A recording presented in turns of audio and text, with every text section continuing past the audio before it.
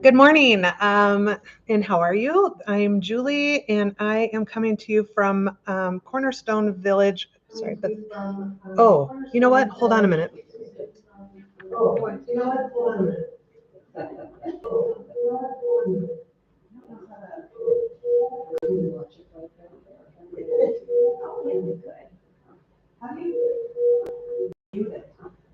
You know what? You wouldn't want to ask me any question like that. Right, we're not going to watch it online. I don't know how to do it without.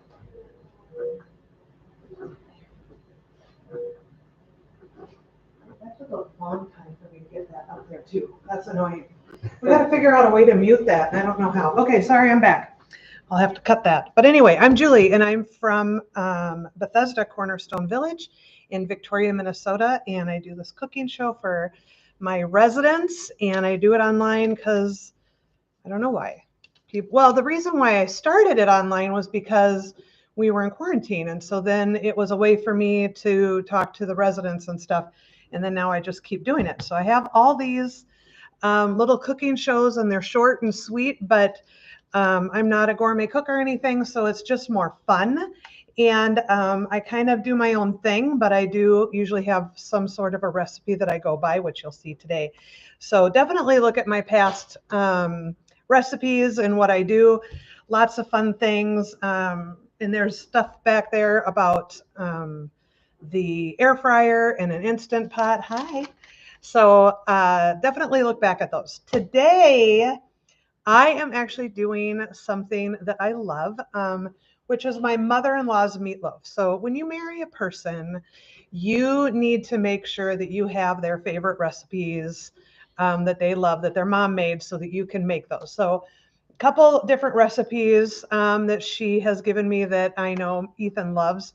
And one of them is meatloaf. And actually, my stepson, Harrison, is a very picky eater, and he actually loves this. So this is a bonus meal for us for sure, because he'll eat that. He is probably one of the pickiest eaters you've ever met. And he loves this. So for your picky eater, it's good. I also want to say, just a side note, my son Avery, and I've talked about him before, has a lot of stomach issues, and he's on a very interesting diet called a FODMAP diet. And it is a very difficult diet to follow if you know anything about it. It's nothing like what we've learned how to eat.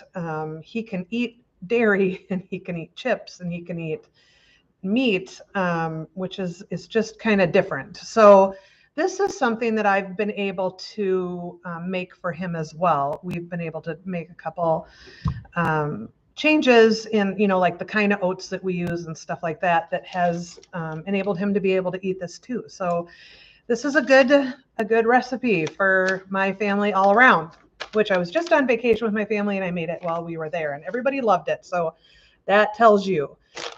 So one thing funny, I know Lana's probably going to watch this, and my mother-in-law, and I love her dearly.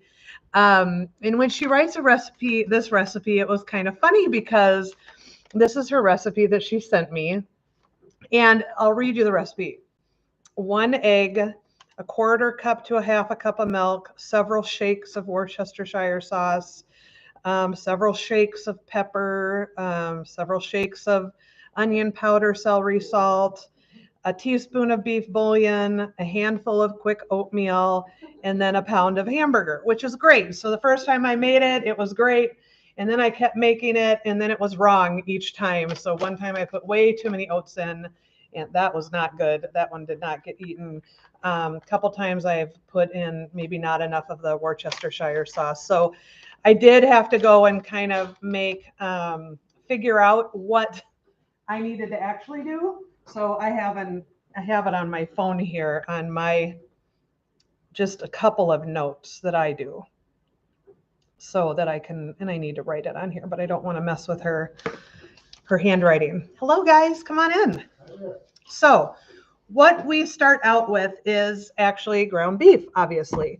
So you're going to want to do 2 pounds of ground beef. So I'm going to move this down so you guys can see what I'm doing. 2 pounds of ground beef. This is actually more, but that's okay. This one is for my family. So when I cook here for everybody, I cook ahead of time and I have it done so they get to eat it when I'm done. And then the one that I make for you guys is the one my family gets, and they always ask me what they're getting. So I make sure that's that. So this is more meat, but that's okay. 2 pounds of ground beef, and I kind of break it up with a fork. Now Lana has specific instructions about doing the egg, the milk, the seasonings, the beef bouillon, and mixing that first. I actually don't do that. More just probably laziness rather than anything else. I just put it in a bowl all together. The one thing I do is beat the eggs. So I'm going to do 2 eggs. And I always make a double batch because this meatloaf is one of those perfect things that you can have left over and it's good. I think my dad likes meatloaf sandwiches. I'm not a big fan of those, but you know, then it's good. But we love leftovers at our house. Oh, I need a... So I've got my 2 eggs and I'll beat them. So just kind of mix those up a little bit. And then you put that in with the meat and you're just going to put everything in this bowl. And then the fun part is you get to mix it with your hands, which I did wash. And one thing I did, one trick is I put the meat and let it sit out for a little bit. If you do it right from the refrigerator, it's really cold. And so I don't like that. And then I, anyway, have to run and put my hand under warm water. So there's the 2 eggs. Then we're going to do a cup of milk.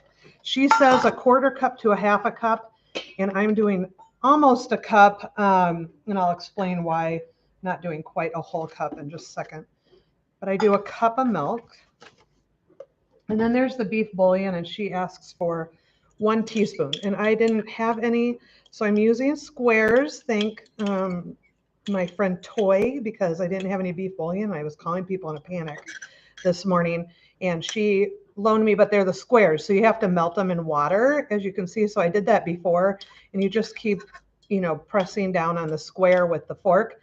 But it is a liquid. So I'm adding a little bit of liquid that way, which usually when I do it at home, I get the bouillon. They're like in kind of granulars, I think. And that's how I do it. So I would just put a teaspoon in. Let's see. Okay, now we have several shakes of Worcestershire sauce. So this is my story about this. On one of my past recipes, there's there's a hair in there. Gross. That's icky. My family won't know. We won't tell them. But I used to put, so in my gazpacho that I've talked about, you know, and I have a recipe, one of my shows was about gazpacho, and it calls for Worcestershire sauce. You can put too much in that, and it will take the flavor. It just makes the flavor really funky. So I've always been a little worried about this, but not with the meatloaf. So actually, I find that this is what makes it so good. And this is actually part of the special sauce at the end. So a couple shakes of that, do how much you want. Start out small if you want. Then, okay, here we go. A couple shakes of pepper. So I like a lot of seasoning. I do about a teaspoon of celery salt and a teaspoon of onion powder. And when I was on vacation and making this, I didn't have those things. So I actually used a like a soup mix. You know how they come in the packets, the onion soup mix. I used that and it was actually really good. So you can do that as well. That's easy. And I'm almost out of onion powder here, but I think I have just about enough. Just put that in there. Okay, let's see, where are we at? So we got the beef bouillon, we've got the celery salt, the onion powder, pepper, Worcestershire sauce, milk, egg, and that, oh, and then the oatmeal. So this is the one thing that you want. So this is oatmeal, old-fashioned, just regular oats. This is what I use when I make the oatmeal. This is what I've actually changed up for my son, Avery, with his FODMAP diet. And I have a special one that he uses that I'll use in this one that he can eat. So that's good because I want, you know, what does a mom want? We want to feed our kids. Okay, so I've washed my hands And I'm going to get in here and just break it up. It's best to just use your hands. It's gross, but whatever. So the whole key is to get it all mixed together. You want to squeeze it. So I took off my rings. I wished my nails weren't really long right now. That's kind of gross. But you can kind of see, I roll it and then squish it. Yep. If you've seen my other videos, you know I'm not a big fan of raw meat. So this is gross. But some people don't mind. But you do what you got to do to make it good. All right. Okay, I'm going to go wash my hands real quick. And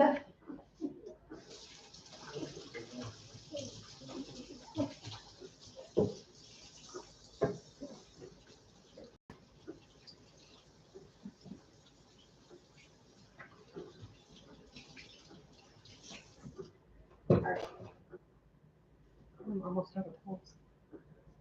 Okay, so now that that's done. So what I'm doing this time is I'm actually just using one pan. And this is a square pan. I usually use glass, and that's what I used on the ones that I've already baked. But so you want to put this on. I know this came from my house. I don't know why. And then I just pour it in. But if you did it in, like, a lot of times I do it in 2 bread pans. Just cut it in half and put half in one and half in the other. Pretty simple. So I'm going to put this in here. Perfect. It's a perfect size. And then you just put it in to the corners. This is going to be great. And I didn't know that I could do that in a bigger pan. It just takes longer to bake and it's not a big deal at all. That's what I did last week. It was a huge pan and just made one big one because we were, traveling. So we were at we had done what are they called? Airbnb. So we didn't have the dishes that I would have needed. So I just used one of their regular ones and it worked just fine. Okay. I know. Well, that's what I thought. I thought, well, I'll try it and see if it works.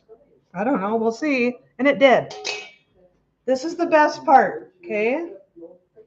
This is what I think makes this so good. My mom used to put bacon on top of hers. I can't seem to make that right. And I know that's me. That's my fault. I can't figure it out. When my mom makes meatloaf, it's good. When I make hers, it doesn't work as well. But this one doesn't have bacon at all. So what we do with this one is it has ketchup on top and a good amount of ketchup. So I cover the top with ketchup. And then you put Worcestershire sauce.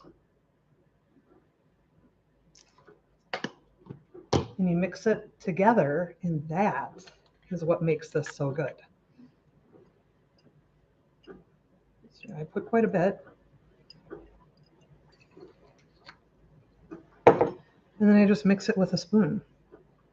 And it's okay. You'll see the brown, from the Worcestershire sauce, going around the ends. And that's okay. But mix it, the best you can. But I often have that, and that's okay. You're actually, when you cook this, it comes away from the sides and you get a lot of juice from the beef that I drain off. So, all right, so that's what it looks like. And then this is going to bake probably for an hour and a half, I'm assuming, at least, if not longer. So, because it's so thick. But with the other ones, they take a little bit over an hour. Let's see if I can bring one over. So this is the pan I used, and this is the meatloaf, and I cut it to check it and make sure it was done. And then I take just a spatula to kind of lift it out. If you let it sit a little bit, the juices will absorb in the meatloaf, which is good. Makes it really, you don't want a dry meatloaf-ish. That's not good. And so that's meatloaf, and I just cut it into pieces. And another thing that's kind of fun that I've seen is you know those little mini bread pans? I mean, they're really little. They're like this big. So then you could make everybody individual meatloafs because I don't know about you guys, but my favorite is the butt of it. Probably because it's just more crusty. But then everybody would have that. So there you go. And you can see the sauce on top. And that's what the meatloaf looks like. Yum. And it's good. All right. Well, I think that's it for today. I'm going to serve this with a side salad. Obviously, meatloaf goes with potatoes, but I think that this is a healthy meal. I'm with a salad. So yeah, it's up to you what you want to do with it. Anyway, I hope you have a great day. And Alana, thank you for the recipe. And I love you. And I hope everybody's good. All right. Bye. Thank you. Nice job. There. Yeah. Well, thank you.